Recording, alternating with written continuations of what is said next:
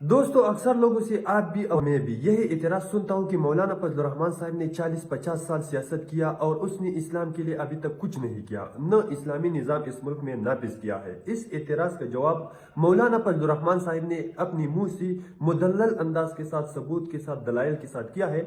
आइए सुनते हैं। लेकिन आप लोगों का यही काम है कि इस वीडियो को इतना शेयर करने कि हर उस शख्स तक पहुँच जाए जो यही इतराज करता है। और उन लोगों से, मुखालिफिन से, मौलाना फजल रहमान साहब के मुखालिफिन से मैं यही गुजारिश करता हूँ कि खैर आप अपने दिल से किना और बोझ आज निकाले और ये 2-3 मिनट का क्लिप मौलाना फजल रहमान साहब का खुद ही जरूर सुन ली। फिर आगे आपका मर्जी है कि यकीन करना है या तनकीद करना है या जो भी करना है, इख्तिलाफ करना है, इतराज करना है, जो भी करना है, लेकिन इस 2-3 मिनट के क्लिप को जरूर सुनिए। आइए ये सुनते हैं। हमें तो एक आध दफा कुछ मौके मिले हैं सुबह खैबर पख्तूनख्वा में हुकूमत करने के, जो हमसे हो सका है, क्योंकि आजकल हुकूमत करने वाला हुक्मरान नहीं होता जी, उसका गिरदपेश हुक्मरान होता है। हुकूमत करने वाला फंसा हुआ होता है उनके बीच में। हमने एक कानून बनाया और उस कानून में हमने हैवानात तक के हुकूक का तहफ़्फ़ुज़ किया। उस कानून में हमने दरख्तों और नबातात तक के हुकूक का तहफ़्फ़ुज़ किया।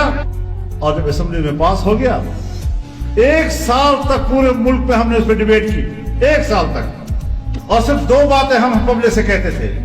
हम सेकुलर माइंडेड लोगों को भी बुलाते थे उस सेमिनार में और उनसे हम कहते थे कि आप हमारे इस बिल को पढ़ें, कोई बात आपको शरीयत से मुतसादिफ नजर आए, कोई बात आपको आईन से मुतसादिफ नजर आए, आप निशानदेही कर हम इस्लाह करेंगे। और बहुत इस्लाह की उसकी, बहुत सी चीजें ऐसी थी कि हमने लोगों के मशवरे माने और फिर जाकर पास किया।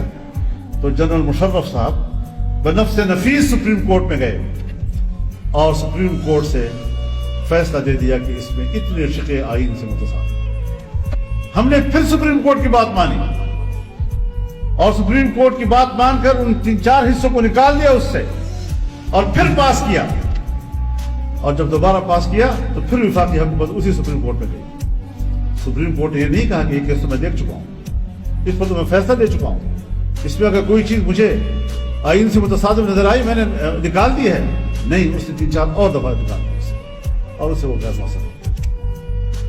ये हश्र करती है आपकी एस्टेब्लिशमेंट और आपकी अदलिया हमारे इस्लामी कानून के साथ, और हाथ भी उनका ऊंचा। हम जानते हैं आईन क्या है और आईन से मुतसादिफ क्या है। तुम हमें समझाओगे? जी हाँ, हम समझाएंगे, क्योंकि शरीयत को फिर भी हम जानते हैं, तुम नहीं जानते। आईन हम बनाकर देते हैं आपको, आप नहीं बनाकर हमें दिया करते। कानून हम बनाकर देते हैं आपको, लिहाजा कानून फिर पढ़ाएंगे भी हम आपको। आप ये हमें नहीं कह सकते कि कानून तुम हमें समझाओगे। तो कानून मैं नहीं समझाऊंगा तो बनाया मैंने, फिर मैं कैसे नहीं समझाऊंगा? इसलिए इदारे भी जरा सियासी लोगों को, अवामी इदारों को इस एहसास कमतरी में मुब्तला न करें। और फिर जब आईन कहता है कि हाकिमियत आला अल्लाह रब्बुल आलमीन की होगी, जब आईन कहता है कि इस्लाम पाकिस्तान का ममलकती मजहब होगा, जब आईन कहता है कि तमाम कवानीन कुरान और सुन्नत के ताबे होंगे, जब आईन कहता है कि कुरान और सुन्नत के मुनाफिक कोई कानून नहीं बनेगा, फिर 1973 से लेकर आज तक कोई कानून साजी हुई क्यों नहीं? इसलिए कि ऐवानों को ऐसे लोगों से भर दिया जाता है कि जिनको कुरान और सुन्नत से कोई दिलचस्पी नहीं होती। लिहाजा हमें इस रुख पर भी सोचना होगा, इस पहलू को हमें नजरअंदाज नहीं करना चाहिए।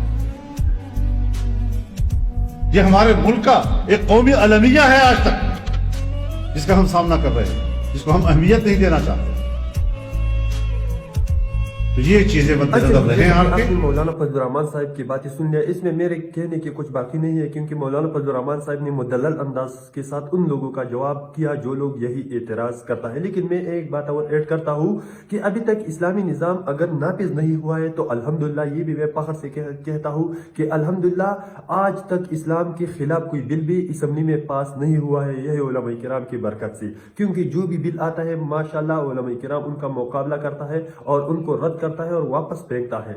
अल्हम्दुलिल्लाह कोई बिल इस्लाम के खिलाफ भी पास नहीं हुआ। अगर इस्लाम के लिए कुछ काम भी नहीं किया है तो इस्लाम के खिलाफ भी कुछ नहीं हुआ है मौलवी की मौजूदगी में। तो यही इतराज ज्यादातर लोग करते हैं कि मौलाना ने इस्लाम के लिए क्या किया है। तो आप लोग एक बात जहन में याद रखो कि असेंबली में अगर आपने इस्लामी बिल या जो भी बिल पास करना है तो उसके लिए आपके साथ अक्सरियत यानी 172 मेंबर होना चाहिए। और हमारा मौलवी जमीयत उलमा इस्लाम के साथ सिर्फ 5-6 मेंबर होता है। तो 5-6 मेंबरों से कुछ नहीं होता है। आप ऐसा करो कि सब मौलवियों को सपोर्ट करो, उनको 170 से अबाव सीटें दो, फिर अगर इस्लामी निज़ाम नहीं आया तो आप बिल्कुल तनकीद और एतराज़ करता है। लेकिन यहाँ पर एतराज़ करना 4-5 लोगों पर, ये आप लोगों का सरासर गलती है।